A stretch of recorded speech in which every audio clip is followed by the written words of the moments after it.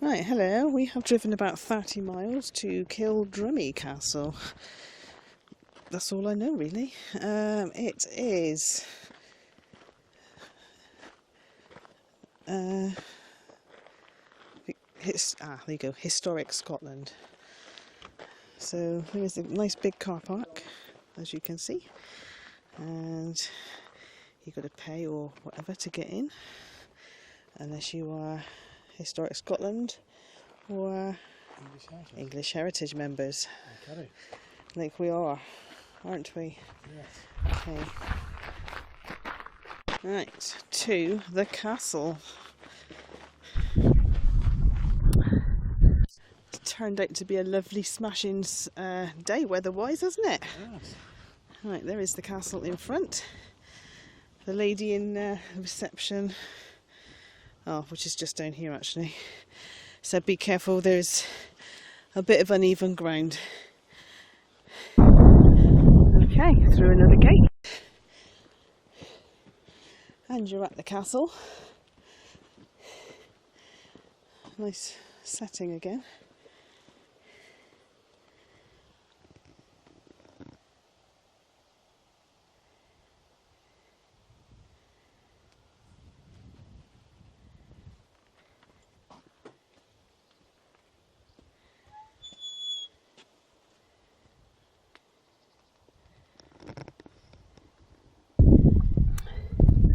Right, this is what it could have looked like. Welcome to Kildrummie Castle. Built in the mid-1200s, Kildrummie Castle was once the imposing power base of the Earls of Mar. On the 4th of December 1404, a wedding was held here in front of the castle gates. The bride was Isabel, Countess of Mar, rulers of the great estate. Her groom was Alexander Stewart, nephew of the king. Carefully chosen witnesses looked on, including the Bishop of Ross and the lairds of Isabel's earldom. There you go.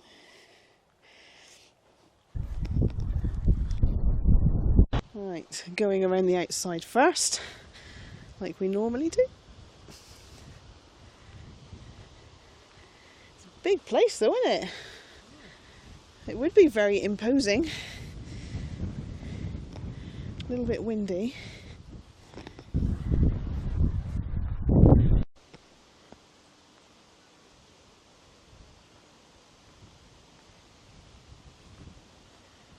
I don't know if it's going to come out, but it's windy and it's rippling the grass. Woo!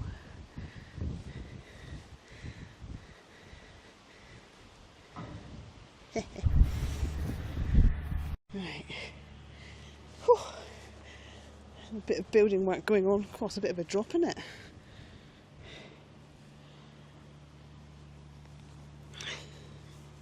Oh, sorry. Yeah, it's not actually windy in there as well. A few flies here as well.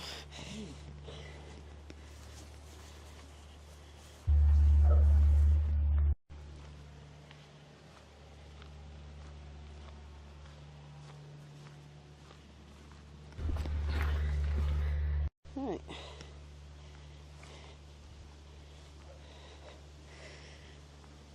The glory of our plain. In the mid-1700s, the Gordon family laid out a park and woods around the castle. An 1889 painting up there, right, shows how this side of the castle and the gorge behind it, the back den, looked a century later. In 1746, James Johnson, a Jacobite in hiding after the Battle of Culloden, arrived at Kildrummie. He found nearby only a few cottages, one being a public house. He was given an excellent young fowl for supper and concluded, "These good people have very little money among them, and indeed they have little want of it, as they possess the necessaries of life in great abundance."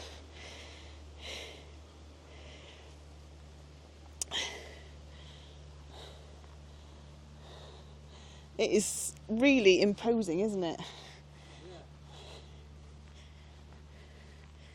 More nice views. Is that the note? Oh yeah. Here we go. Moot down there.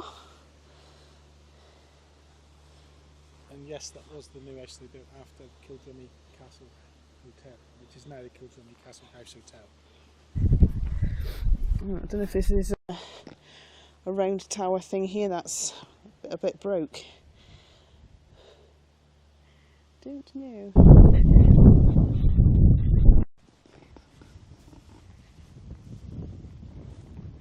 Right, back to where we came in. Ooh. Right, the Barbican, built in the 15th century to improve the defensive capability of the gatehouse. The deep pit beneath you was originally crossed by a drawbridge. The raised bridge and the deep pit helped to delay the onslaught from an attacking force. Okay, in the gate, in front of me is the gatehouse. So we're here, and there would have been two towers this side, one there and one the other side, which I can't quite see yet. So you are standing in what would have been the guard room. So this is the guard room. Yeah. Of Kildrummie's mighty gatehouse. In one of the two towers which stood either side of the central passageway, unwelcome guests passed this way at their peril. The mighty defences were breached in 1306 by the invading army of Edward I of England. After the siege, he stayed here and spent £100 repairing the gatehouse. In 1335, Robert the Bruce's sister, the Lady Christian, defended Kildrummie from an army of 3,000 pro-English troops led by David, Earl of Atholl.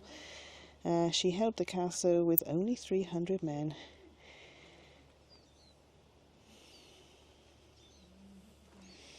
Yeah. Right, there's the other guard lodge on the other side of the gate thingamajig. Okay, exploring the castle. So, where are the other names? Kildrummie's name comes from the Gaelic. Oh, I'm so sorry about this. Whatever that says, Cain Dromaid, I don't know, meaning ridge end because it sits at the crest of a steep ravine. The back den falls sharply away behind the castle. So, in 1250, building work begins, probably ordered by William, Earl of Mar. Edward I visits in 1296. Robert the Bruce sends his family to Kildrummie for safety in 1306. Isabel, Countess of Mar, marries Alexander Stewart in 1404. And in 1715, John Erskine, 6th Earl of Mar, leads an attempt to restore the Stuarts to the British throne.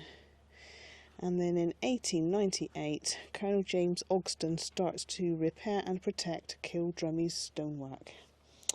There we go.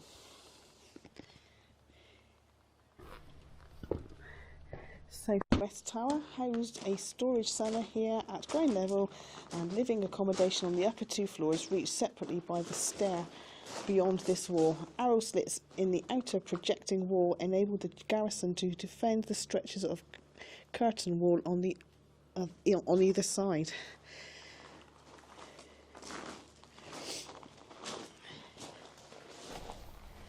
And there's the steps that used to go upstairs. No longer there, really. Okay, this is the Snow Tower. Oh, we got some bits of stuff that they got from somewhere. This was once one of the tallest and most architecturally sophisticated buildings in Scotland. When it was built in the 1200s, the extraordinary height of the Snow Tower declared the power and status of the Earls of Mar.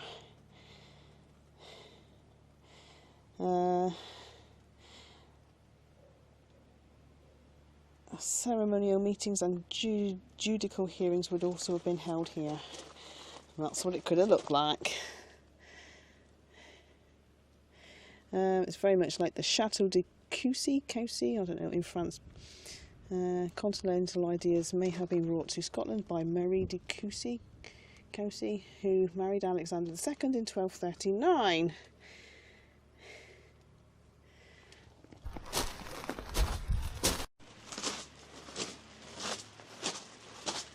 Ooh.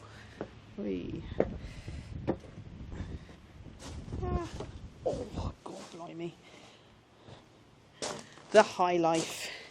James the Fourth gave Kildrummie to Alexander Elphinstone and Elizabeth Barlow as a wedding present in 1507. The family may have built this tower house as their main residence in the castle. From the 1580s, Alexander Elphinstone, right, there we go, lived here with his wife Jean Livingstone and their 19 children. Blimey! He would have become the 4th Lord Elphinstone and Lord High Treasurer of Scotland. And they lost Kildrummie in 1626 when a court ruled that James IV didn't have the right to give it to them. Oh dear. It was granted once more to the Earls of Mar. There we go. There gave access from what? The Great Hall to the Lord's private suite, his great chamber. I'm going to sneeze in a minute. Right, oops. Here is the Great Hall. This was the main reception room and banqueting chamber in the castle. Generous windows and stone benches can be seen along the side walls. Over there maybe? Oh, and here. Okay.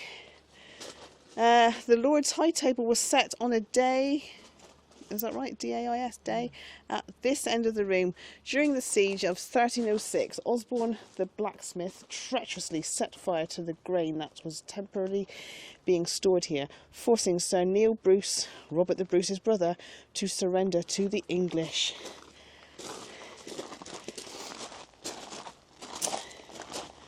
The Great Hall. There we go. Oh yeah. Sort of benches, I don't know. When this hall was built in the mid-1200s, it was at the heart of the castle life, a place of great feasts and everyday business. Only 50 years later, it would witness dramatic scenes of treachery and betrayal.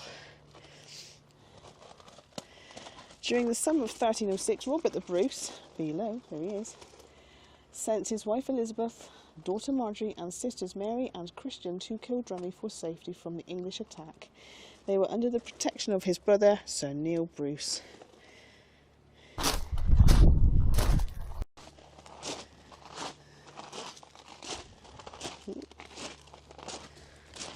Where should we go next? In there?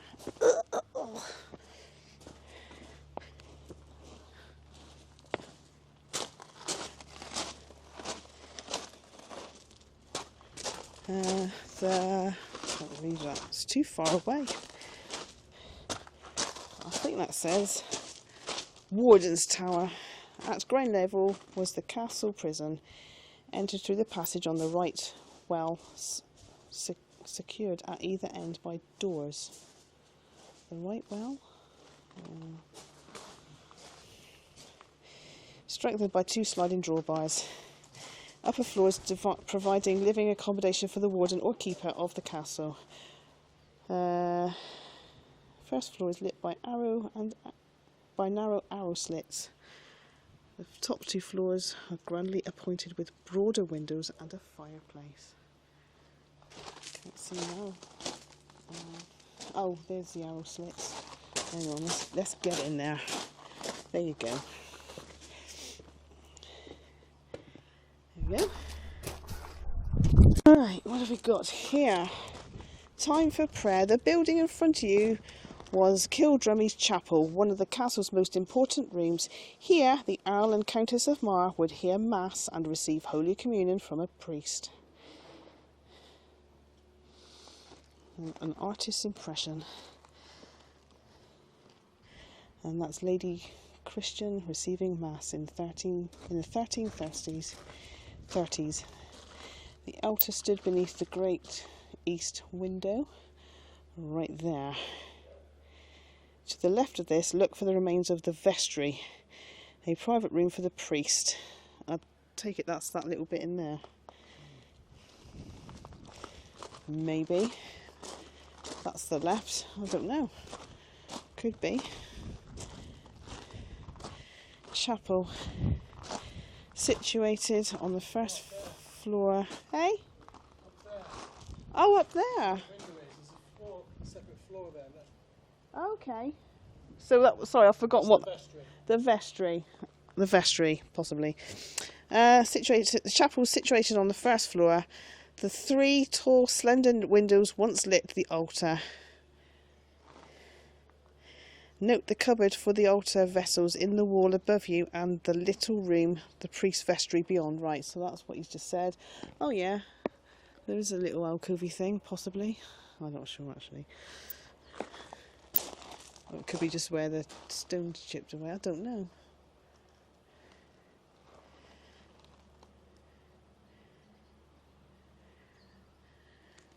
There we go. Over 300 years ago, John Erskine, 6th Earl of Mar, launched a rising in this courtyard, in support of his exiled king. In the summer of 1715, George I sat on the throne in London. In France, James Francis Edward Stuart, son of the deposed King James II and the 7th, presided over an alternative royal court. Between 1688 and 1746, there were numerous attempts to regain the crown for the Stuarts. 1715, the Earl of Mar gathered his forces at Kildrummie, then marched west to Corgarth, amassing men. So is that Corgarth there? Yeah. And we went there this time last year, didn't we? Amassing men and arms on the way, he rode onwards to Braemar, where Jacobite leaders were waiting under the cover of a hunting party. There, Mar raised James' royal standard, and the rising had begun. I'm doing my best. The rising's end came 100 miles south of here on the 30th of November. In the bloody battle of Sheriffmuir, the Jacobites lost many men, but eventually began to close in on the government troops. But Mar gave no order to advance. It was a bit windy, possibly believing he'd won the battle already. The battle and the rising ended in confusion. Mar fled into exile, and Kildrummie fell into ruin. And it stayed the same ever since. Okay, thank you for that little bit there. Anyway, lovely castle, very big. Nice location. Nice location, yeah. Little benches every so often inside, lots of information. What's this in here? Southeast Tower, originally 3 stories high, housed the storage cellar at ground level and living accommodation above, reached separately by a stair beyond this wall. There we go. Looks like a ball that's been flung by a trebuchet or something. Oh, yeah, it could be. Lots of artefacts there. Yeah, just saying that looks like a ball that could have been, as you said, flung by a trebuchet. Anyway, bread oven, a later insertion into an original wall cupboard. Bakehouse. Built late in the castle's history to provide bread and other baking for the lord's household, their staple diet. The remains of 2 circular ovens are on the right. Up there? Yeah. I've lost where I am now. The circular opening onto the left may have housed a brewing vat for making beer. The normal drink for all but the lord and his family. That's the brewing vat there, okay. And then the 2 ovens there. So, we are now departing from this lovely castle.